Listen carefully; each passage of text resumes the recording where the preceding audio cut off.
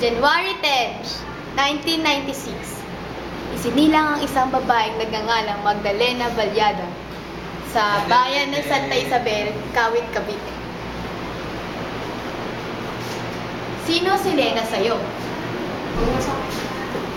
Si Lena ay yung may lagong yun lang. Si Lena yung sasabihin, Saturday, Saturday. Ah? Siya yung... Siya yung makulit. Si Lena, para sa akin, siya yung tipong taong makulit, na laging tawag ng tawag kay Ate Day. Okay yun. Si Lena, para sa akin, siya yung magasong... Ang corny mo. Ako, si Lena, siya yung kasabayan ko tumaba. Ayun lang. Happy birthday. Happy Sabay-sabay, game.